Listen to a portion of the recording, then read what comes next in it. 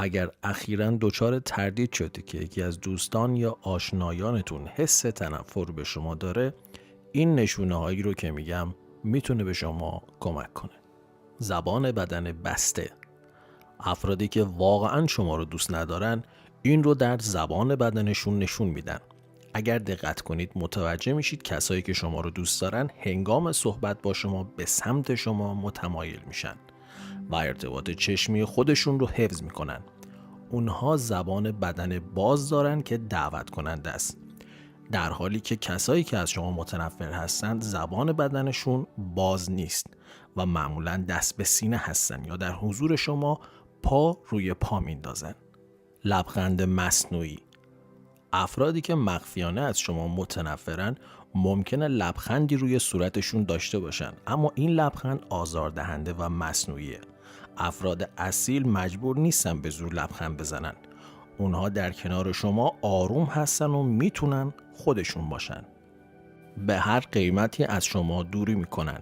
اگر کسی شما رو دوست نداره با دوری از شما نشون میده. مثلا وقتی با شما صحبت میکنه از شما فاصله میگیره. این رفتار میتونه آگاهانه باشه و یا حتی ممکنه ندونسته این کار رو انجام بده. کوتاه صحبت میکنه.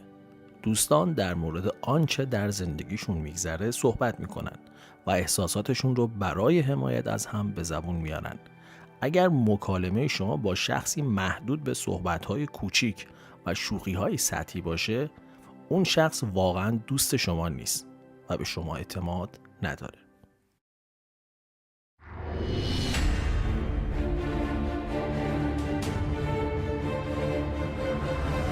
سلام دوستان، من دکتر حامی هوشیار هستم و این کانال متعلق به شماست. خوشحال میشم که از کانال خودتون حمایت کنید. از تماس چشمی با شما اجتناب میکنه.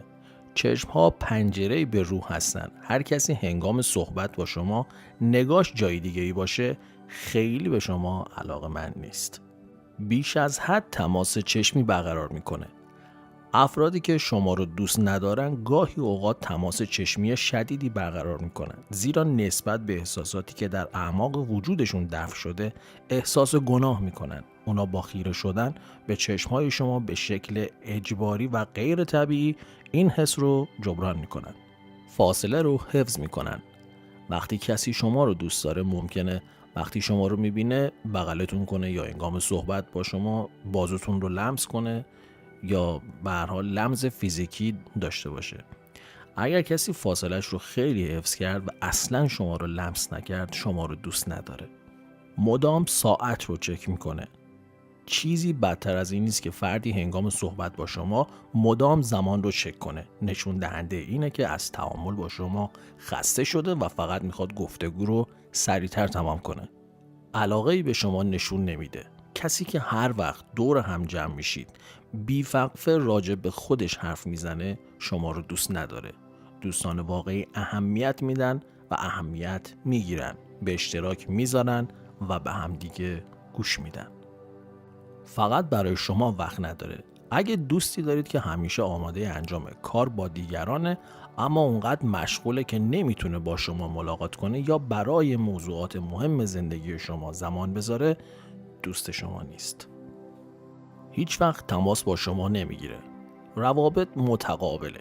این به دوستان بستگی داره که به طور دوره‌ای از حال هم با خبر باشن و زمانی که دوستی هرگز به شما زنگ نمیزنه علاقه‌ای به حفظ رابطش با شما نداره.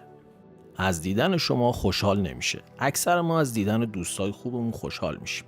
اگه شخصی بی‌علاقه به نظر برسه یا دوست داره به جای بودن با شما کار دیگه انجام بده، دوست خوبی نیست. به راحتی همه چیز رو توهین به خودش میدونه. هر کسی حس شوخ طبعی منحصر به فرد خودش رو داره. اگه شخصی ناگهان از چیزی آزرده شد که زمانی فکر میکرد خنده داره، جریان تغییر کرده و او به شدت از شما بیزاره. پشت سرتون صحبت میکنه. دورو بودن نشونه آشکاریه که فردی از شما متنفره. اگه دیگه نمیتونید به اون برای حفظ اسرار خودتون اعتماد کنید و متوجه بدگویی او شدید، بهتره هر چه زودتر تعامل با او رو متوقف کنید. تحقیرتون میکنه. اگه متوجه شدید که مرتباً به دلایل مختلف شما رو در جمع تغییر میکنه، باید بدونید که دوست واقعی شما نیست. دوستان واقعی با ملاحظه و محترم هستن. محبت رو حساب کتاب میکنه. هر دوی شما چیزایی رو به یکدیگر میدید، اما این فرد عادت داره از شما بخواد که در اسرع وقت وسیلش رو پس بدید، حتی اگه به اونها نیاز نداشته باشه. دائما اشتباهات شما رو به زبون میاره.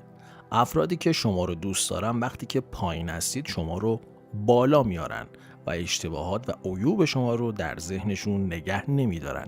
اگه فردی پنهانی از شما متنفر باشه، عمدن با یادآوری اشتباهات یا مواردی که در اونها کمبود دارید، عزت نفس شما رو خدشه‌دار میکنه.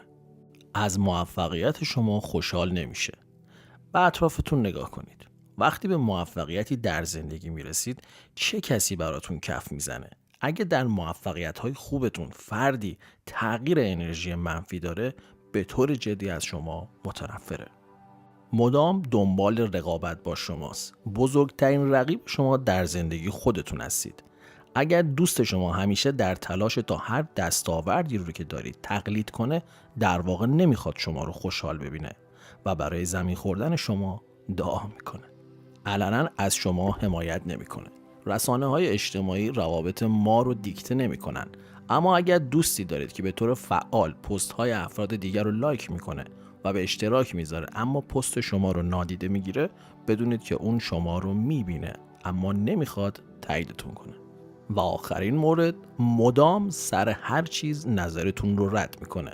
هیچ چیزی آزاردهنده تر از کسی نیست که فکر میکنه همه چیزو میدونه. اگه کسی دائما با هر کاری که شما میگید یا انجام میدید مخالفت میکنه، دوست شما نمیتونه باشه. واقعا تنها چیزی که انرژی آدم رو میکشه بودن در کنار افرادیه که انرژی منفی دارن. خب دوستان، امیدوارم که از ویدیو پادکست امروز لذت کافی رو برده باشید. تا برنامه بعدی، خدا نگهدار.